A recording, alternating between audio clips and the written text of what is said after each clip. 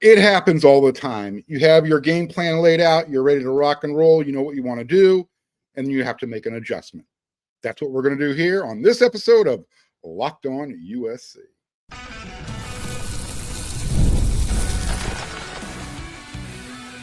You are Locked On USC, your daily podcast on the USC Trojans, part of the Locked On Podcast Network, your team every day.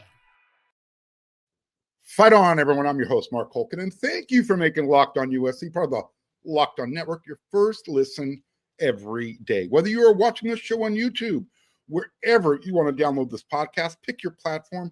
This show is always free. This show always appreciates your support. And today's episode is brought to you by FanDuel. Football season is here. Visit the FanDuel app today and start planning your future bets now. So I went into the show. Last week, I had invited a guest. You might recognize the name. Her name is Haley Sawyer. We're going to bring her on now. And we were going to talk USC football, and then something happened over the weekend. Things changed, and we're going to kind of change it up a little bit.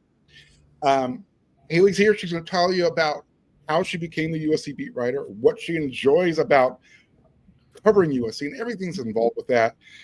And we're going to forget what happened over the weekend because I'll tell you what, I've been there. I've said some things in the past where it's like, you know what? I can't get those words back in my mouth fast enough. And you just move on. So on that note, Haley, thanks for coming on the show. Glad you're here. Oh, hey, Mark. Thank you so much for having me. We missed you at practice this week, yesterday and today. So on that note, I should let everybody know, my father has had just had hip replacement surgery. Oh, wow. So yeah, he's 85 and I'm kind of being pulled in 18,000 different directions. So you see me as a whole person right now. When the camera goes off, I'm like a broken puzzle. So on that note. Well, you're holding it together. Great. Yes. Thank you. So Haley, you cover the USC football team and the basketball team, I assume. You work for the California News Group, the OC Register, the LA Daily News, all the newspapers under that umbrella. I believe you grew up in Pennsylvania? Yep. Okay. Born and raised. Yeah. My grandfather was from Pennsylvania. He always said, don't worry. It was just I guess it was like this, the way you said the R's, water, that type of thing. Water. Yes. It's like WOODER. We say water. It's like it's a Philly thing, yeah. But in Pennsylvania, depending on where you are, like Eastern, Western, Central, it's a different accent. The state is not that big, but there's a lot of variety. Got it. So not only do you cover USC football, basketball for one of the larger newspaper groups in Southern California, but you also teach journalism, correct? Where are you doing that? I do. Yeah. I don't have a class this semester because, we know how crazy football season can get. I don't think I could handle a class on top of that. But yeah, I teach in higher ed part-time. I teach at College of the Canyons, a junior college, and I teach at CSUN, Cal State Northridge. Love junior colleges.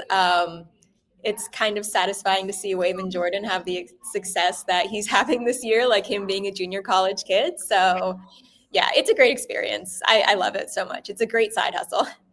So tell me, how did you end up being the USC beat writer? How did you get from Pennsylvania all the way out on the left coast? And it's been a journey. But yeah, I moved out to California almost 10 years ago. It goes so fast out here. Started at a local newspaper, a local daily, Santa Clarita Valley Signal. And I was laid off during the COVID-19 pandemic, like, many journalists were. And, once that happens, you're just like rapid fire emailing everybody that works in journalism. So they brought me on at the Daily News as a high school sports writer.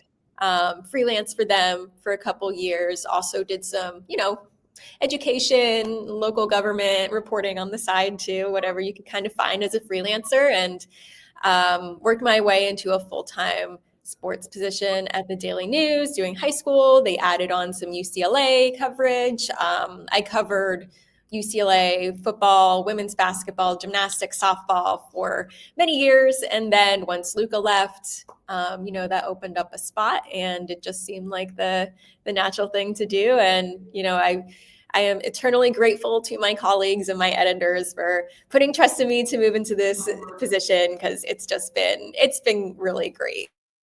So you've now you worked on the wrong side of the tracks when you're covering UCLA, and now you're on the right side of the tracks with USC. What's the difference between the two different fan bases, in your opinion? Okay, can you see me? The Wi-Fi dropped out. Oh, you're good now. You're good. Okay, yeah. It was the Wi-Fi, I promise. Did you hear the question? Did you hear the question? No. Oh, I'm sorry. So you unfortunately had to work on the wrong side of the tracks covering UCLA. Now you're on the right side of the tracks covering USC. What's the difference between the two fan bases? Oh,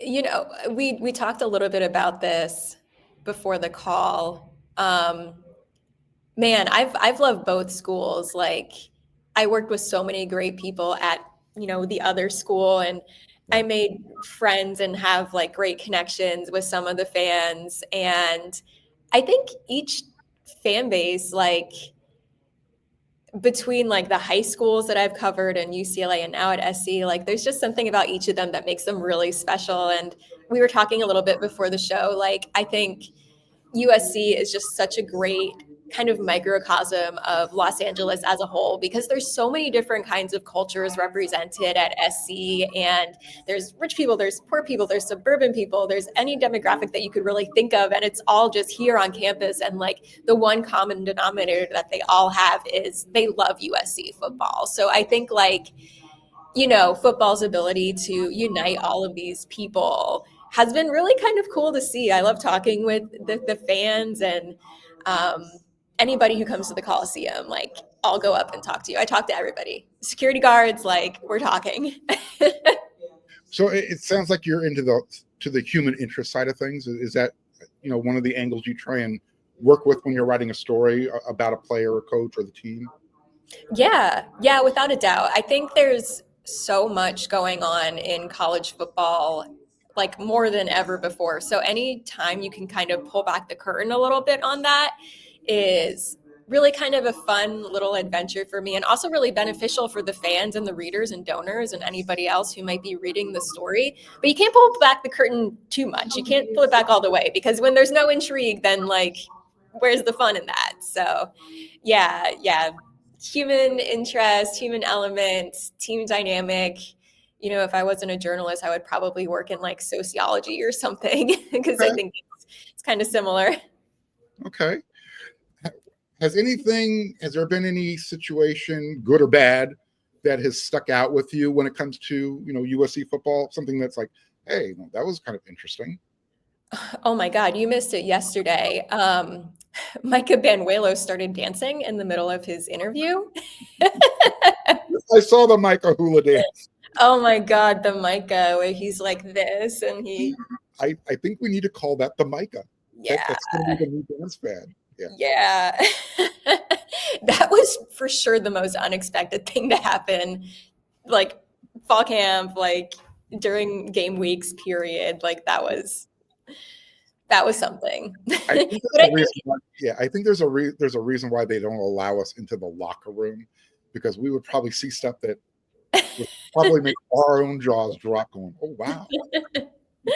That's another thing about SC is like the play. And I guess you could say this about any college team, but it's been really fun, like seeing the personalities come through, especially, they've won these first two games like really handily, and they're feeling pretty good about themselves. And it shows. Like each of the coaches that we talked to, well, we only talked to Coach Lynn and Lincoln Riley, but between those two and like the players, like the mood is very good right now. So that's been really fun to be a part of early on. Yeah, when they're winning, it's great. Yeah. I'm sure it won't be like this the whole season, but for now, we're embracing it. Yeah, right now, and before we move into the next segment, we'll talk about what Coach Lynn had to talk about at practice and what Coach Riley spoke about earlier in the week. But I think right now there's a little bit of trepidation on USC fans because USC is hitting the road for the first time this year, and they're going to one of those time zones where they haven't won in like the last 14 times they played in the Central or Eastern time zone. So that monkey on the back's getting really heavy. Yeah. And so even though USC is a 21.5-point favorite right now, I'm starting to get a sense from USC fans like, okay, deep breath. I got a big old grip on my seat. Let's just get this win on the road so we can move forward and say, yeah, we're growing as a team. So yeah, you're making the trip as well, I'm assuming. I'm not. We actually we had to make a sacrifice and like choose a game not to go to this year. And we're not going to Purdue, but I will be at Illinois and all of the games after that. Yeah. I don't mind flying, but I'm flying into Illinois 3 times this year for this game. That seems Illinois for Notre Dame. And the only reason I'm not flying to Indianapolis is there are no direct flights from Southern California to Indianapolis. So that's why Mark is flying into Chicago 3 times. All right. As I mentioned, we got 2 more We got 2 more segments to go. We're going to talk about what you saw and heard at practice. And then in the 3rd segment, we're going to pick a handful of games that are either related or loosely related to USC in this season because they're on the schedule some way, shape, or form. So first, we got to do this. Oops.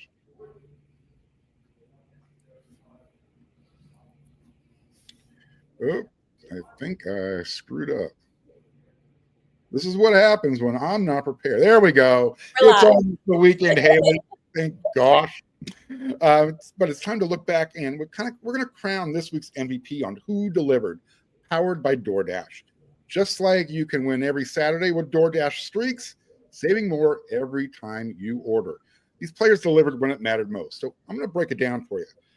This past weekend, USC's King Miller, he did it again. He did King Miller things. In game 1, he dashed for 75 yards for a touchdown. 1 week later against Georgia Southern, he's streaking 41 yards for another touchdown. And just like King Miller delivered for USC, DoorDash delivers your Saturdays. With DoorDash Streaks, you save every Saturday you order.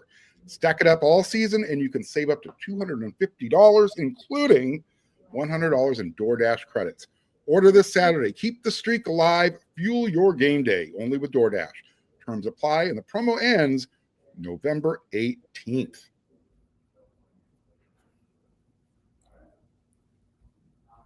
All right, so let's talk practice, Haley. You were there. You're my eyes and ears this week. Let's start with today. Defense day. What did Coach Lynn say? Anything that stuck out? Any quotes that you're like, you know what? I got to write this one down. I like how that sounded. Yeah. I mean, as you know, and probably the people listening know, we don't have access to actually watch or observe practice at this point. We're just, talking with the coaches. So, we talked to Coach Lynn, and that guy is always just like so calm and steady.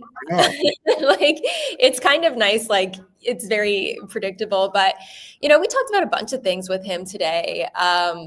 We talked about Jakeem Stewart and how he got his first start coming back from injury, first ever college football game. And he said, Coach Lynn said that he was really happy with how Jakeem did. And one of the things that Coach Lynn has kind of been coming back to, one of his axioms for this season, is making mistakes at full speed. He's like, I don't care if you're making mistakes out there. I understand it's your first game. You're going to be a little bit wide-eyed and like, okay, taking everything in type of thing. So if you mess up, that's okay. Just do it at full speed so that way we can learn from it. So he was, Jakeem was a kind of a highlight for him. We also talked a little bit about, Desmond Stevens, the Mike linebacker, and kind of how impressive he has been with, coming in and starting at the Mike position and having the green dot at the same time. That's a lot to take in. So it's been really impressive. Quick, just for people who don't know what the green dot is, he's the person that's mic'd up with the earpiece, hearing the calls coming from the sideline. Just want to throw that in. Yeah, and Des went into like a little bit of the process of like the green dot and how it works. It's not like they're out there with a walkie-talkie. Like, it's pretty much Coach Lynn gives a very quick command, like a couple seconds, Des hears it, and then he relays that to the rest of the defense. He lines everybody up and just makes sure they're in the right spots to make sure that they can execute the play as best as possible. So yeah, I mean, having, again, like a steady presence like Coach Lynn on the sidelines is a great benefit for this defense because it's predictable. Like there's order to it. They know it's not going to be a lot of ebbs and flows. They know exactly kind of what's coming. I know Coach Lynn doesn't give a letter grade, but how did he think Desmond handled his first role wearing that green dot?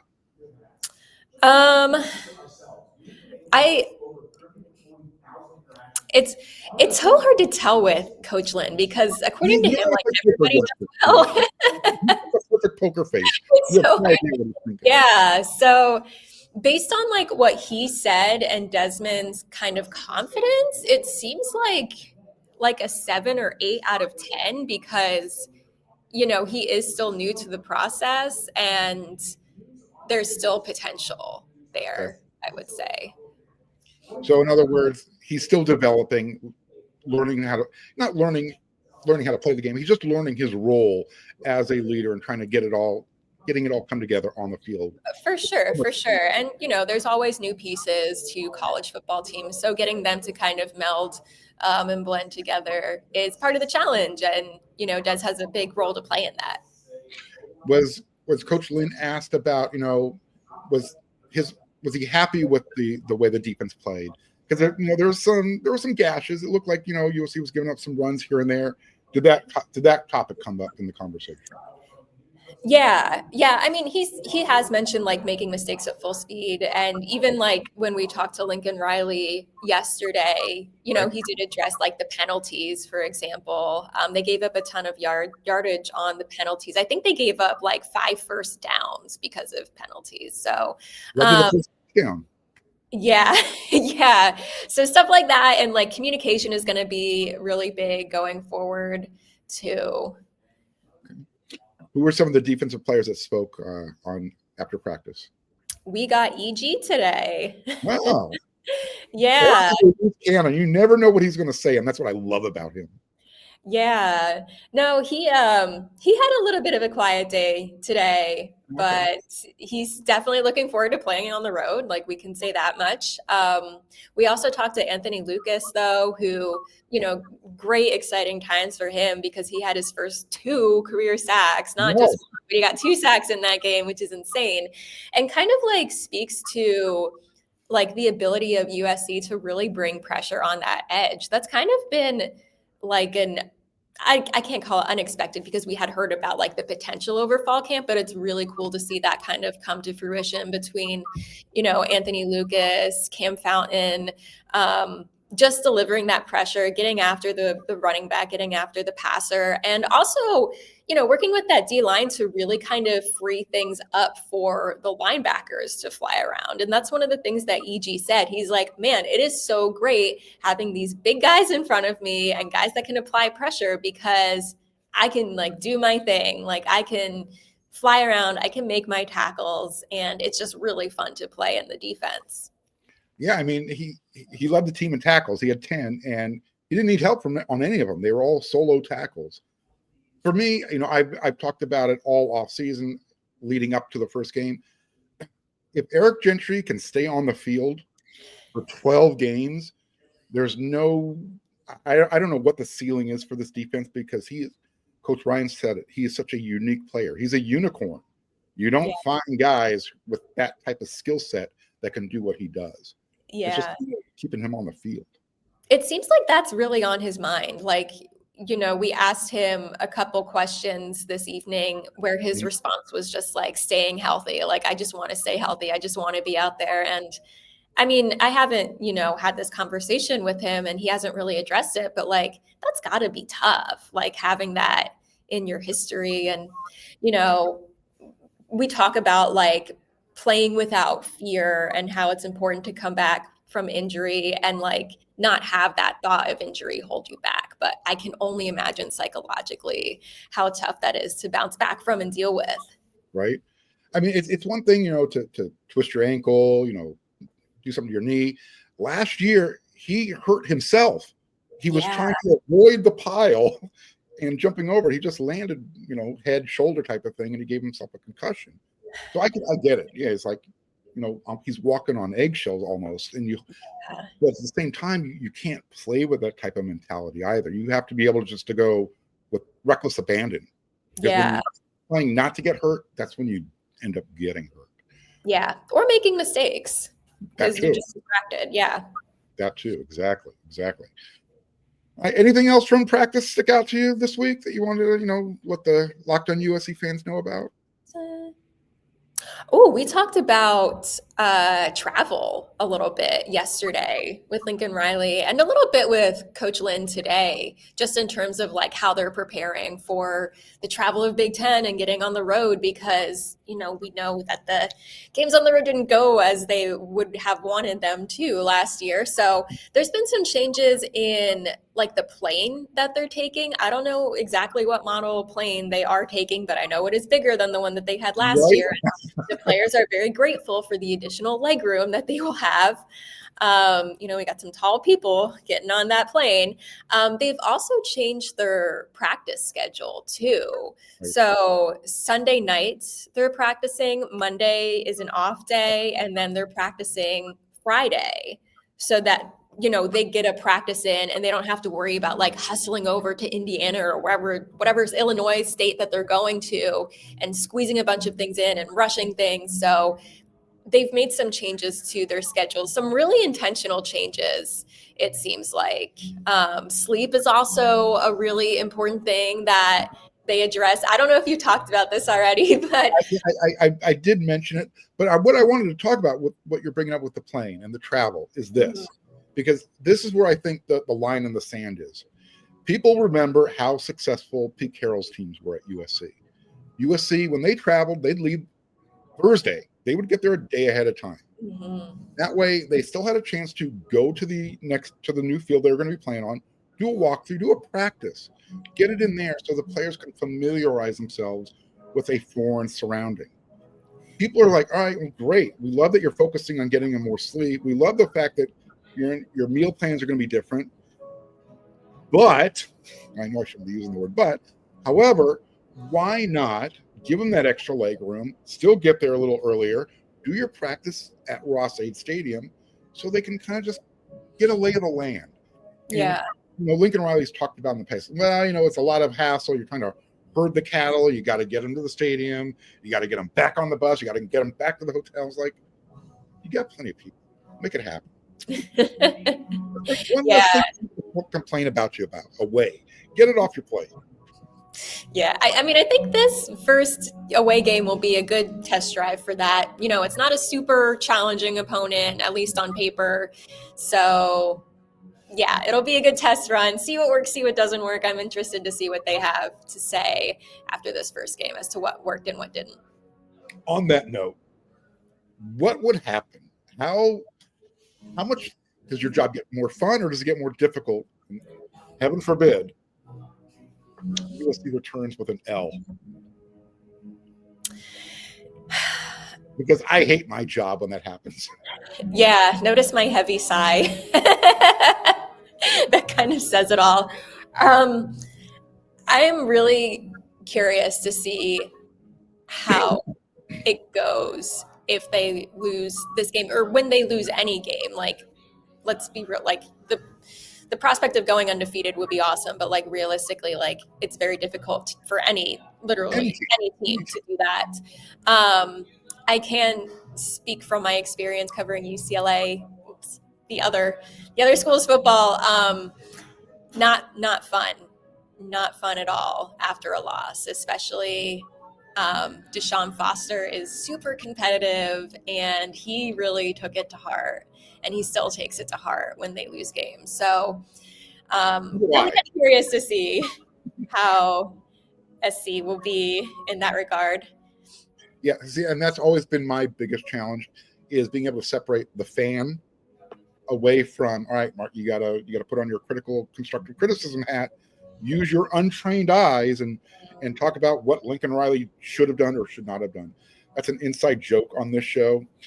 A couple of years ago, I asked Coach Riley a question. And he said, well, to the untrained eyes, they might not. It's like, you can't say that. There's, like I said, there's times where you say things and you can't get the words back in your mouth fast enough.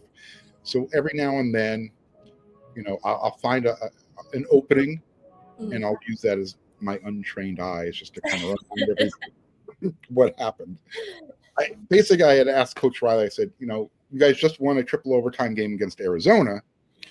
What is your team's offensive identity?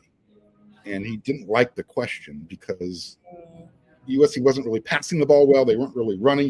It was just kind of a potpourri of, we're scoring the most points. And that was his answer. Well, we're the highest scoring offense in the country. You still finished the season 8-5. Yeah. So. Yeah, it's tough. Sometimes when you're talking to a college football coach in a media scrum, it's like psychological warfare, especially when you have a coach who is like very intelligent, because they're always going to try and be 2 steps ahead of you no matter what you ask them. So I don't know if people realize how challenging it can be communicating with there's coaches. a certain way to ask the question without putting them on the defensive. And that's why I always try and, I don't want to say come through the back door, but it's like, hey, I'm over here at the side window. Did you see this type of thing? Like the other day, I asked him the question, do you have any, on the Zoom call, any plans to change up the starting lineup or your depth chart? You got Jakeem Stewart coming back. That was the, okay, I know something, but I don't know something lead-in question. You saw there was a different offensive line starting that game, didn't you? So again, there are, this, you're a journalism major, you teach the thing. There's a certain way to ask the question. The fans just want you to come out there and say, Coach, why did you lose to this team? Do that. Yeah. Yeah. The situations are delicate. And it's always really difficult, like the press conference right after they lose too, right? Because everybody's like tense in that room, and who's going to be the first one to ask the question, because that sets the tone for the entire press conference. And then when emotions are running high, it can be a little intense. I don't mind being that guy. I really don't. So someone's got to do it. It's a dirty job. Okay. This is a fun job, though. I enjoy it. I'm enjoying this conversation with Haley. We got one more segment to go. In the next segment, we're going to talk about a few games that are either directly impact USC or loosely impact USC, and that's coming up next.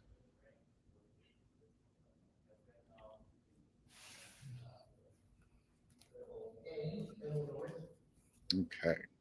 Mazda crafts cars for those who choose to do more than simply move. They follow what moves them every time they drive.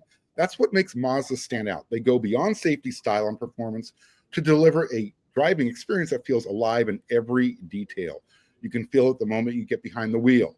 The smooth handling, the intuitive controls, and standard all-wheel drive in every crossover SUV. So, whether it's a quick drive to practice or a weekend road trip, Mazda makes even everyday drives feel special. It's the small details that make the big plays, and just like there's more to every player, there's more to a Mazda vehicle. Mazda, move and be moved.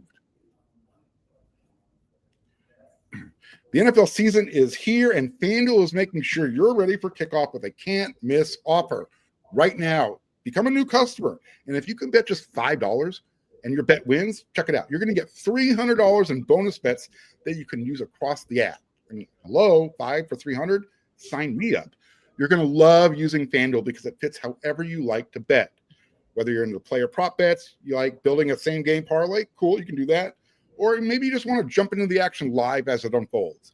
So are you ready to play? Download the FanDuel app now by visiting FanDuel.com to get started. That's FanDuel.com to place your first $5 bet.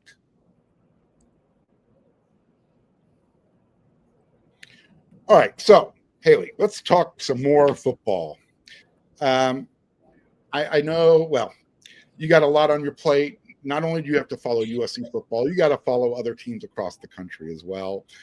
So I want to get your thoughts on this. USC does not play Indiana this year. However, Indiana plays Illinois the week before USC flies out to play Illinois. So Indiana this week takes on Larry Bird's former college team, the Indiana State Sycamores. Big, tough rivalry game. They're not even one. Dripping with sarcasm.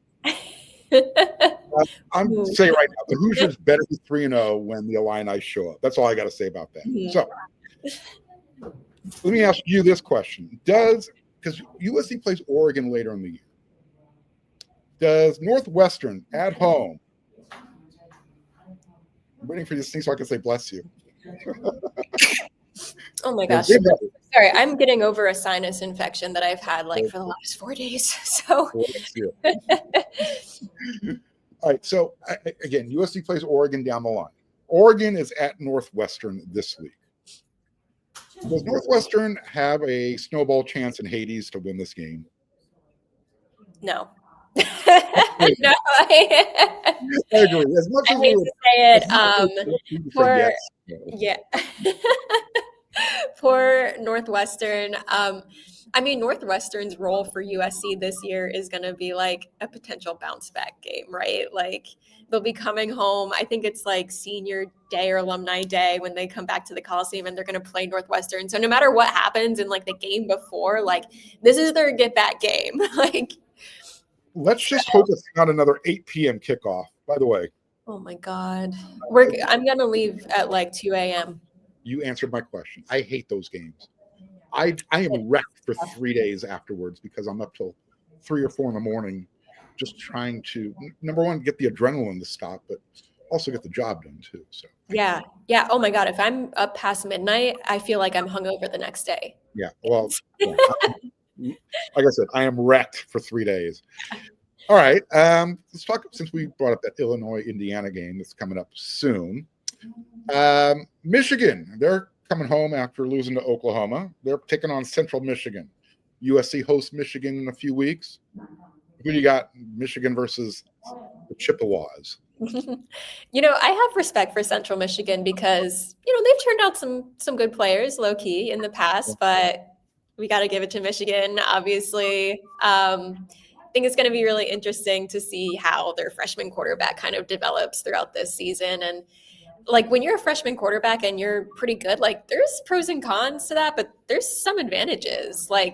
There's some film on him at this point, but you're a little bit tougher to scout when you're coming in brand new. So very interested to see how it's going to be and how the two offenses are going to look kind of when USC meets them. And I should have done some research on this. I'm not sure if this is one of those games where Sharon Moore has to sit out. This is part of his suspension, his probation or whatever. Don't get me started on that. I will rant on that forever. As a U.S. fan who dealt with the NCAA and those sanctions, Michigan literally just got one of these. And I was USC fans are pretty ticked. Anyways, Illinois, they're hosting the other directional school from Michigan, Western Michigan. Who cares? We're not going to talk about it. But I will say this.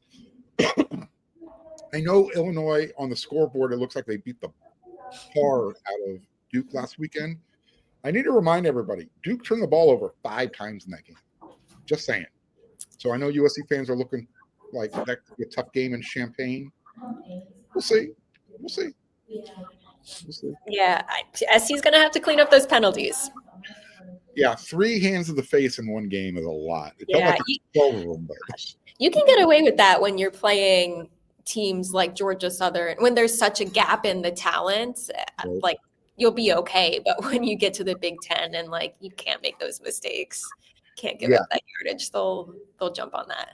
I think what USC's offensive linemen learned last year as they were getting indoctrinated into the big conference, you're allowed to hold. In the former Pac-10, Pac-12, everything was a laundry day. Flagged. I'll stay away from that game. So, Texas A&M at Notre Dame. We know Notre Dame had the week off. Do they bounce back after that loss to Miami, even though they're playing at home and they're hosting a ranked Texas A&M team? Yeah, no, I have some confidence in Notre Dame, and I obviously don't have a rooting interest, but I want Notre Dame to have as best of a season as possible so that they can play USC at their best and show what this rivalry is really all about. hopefully that rivalry continues as well. Again, that's another rabbit hole I don't want to go down. A lot of strong feelings from people on that. Yeah, and my strong feeling is that game better be played, period. I don't care. Oh my God. I Yeah. don't want to excuse. A class just let out, I think. I hope it's not going to get too loud. Don't worry about it. Don't worry about it. You're fine. You're fine. All right, last game, then we're going to get out of here. What happens? What happens if UCLA loses to New Mexico this year? Is there another win on that schedule for the Bruins? Because I don't see it. That's up to UCLA. I mean, they're 0-2. They've got to have like a come to Jesus moment, it seems like. It's just, I mean, I can really only speak to my experience of being there like last season in Deshaun's first season. And there was optimism, right? Like everybody wanted Deshaun Foster to succeed. They thought he was a good guy. Like the recruits were like, yeah, like he's so genuine, things like that. But now the pressure's on, and like it just doesn't seem like a good culture, like a good atmosphere over there. And that is, you know, as we know, the nucleus of everything, and that's where it all starts. So there's a lot of finger pointing going on. Yeah, there's a lot of finger pointing going on over there right now, and it's not good. Yeah, and it's crazy to see, you know, Dante Moore doing so well at Oregon, and I just keep thinking like how different things could have been. Yeah, but they got Nico Iamaleava. He's right? He's going to save the day. Which, I mean, he might. Like, who knows? Who knows? They could have, like I said, a come to Jesus moment. Things could really click. Sometimes, like we say in boxing all the time, like sometimes you just have to get punched in the face to really wake up and figure out like what the heck you're doing. So look, I agree with you. I would love for Notre Dame to just be a one-loss team when USC arrives, because that just puts that much more impact more on that game. And when USC plays Notre Dame and they're both highly ranked, hopefully USC will be by the time they get to South Bend. That just makes that game that much more better. With that said, there's nothing like having a perfect champagne weekend. And that's when USC wins and both UCLA and Notre Dame loses on the same weekend. So if we get that, I don't think anybody's going to be too upset. Yeah, it would be great for theatrics. There you go. For storytelling. We always hope for good stories. Win, lose, like we just want to tell a good story. And Haley, you're going to have a bunch of stories after the game this weekend. USC's taking on Purdue. I know you're not allowed to give a prediction because you're not allowed to do that. I've got a prediction. I've got USC 40, Purdue 14. That's my pick. I'm sticking with it. So I want to thank you so much for coming on the show. I really do appreciate it. I know you've had an interesting week. You've been busy, and we're gonna be busy again. So yeah, no, I'm just, I'm ready for this game this weekend. I've got some stories coming out. I have a feature coming out tomorrow afternoon that I'm very excited for, and then we have our preview content coming out on Friday online. Saturday we have an in-game story. We have our post-game story. Sunday, we have our follow-up stories. So we're getting to the meat of the week. So make sure you're on ocregister.com. Perfect. I was just going to say, where can they find you? And you just answered that question. OC Register, yeah. Or the Daily News, Riverside Press Enterprise, Inland Valley, the list goes on. Wherever you are in Southern California, we have a paper for you. Just pin the Dale on a donkey and you'll find Haley. Exactly. Thank you so much for coming on. We'll do this again in the future. Everyone else, thanks for watching Locked On USC. I will see you again because we do this 5 times a week. So until the next episode, everyone, you know what to do.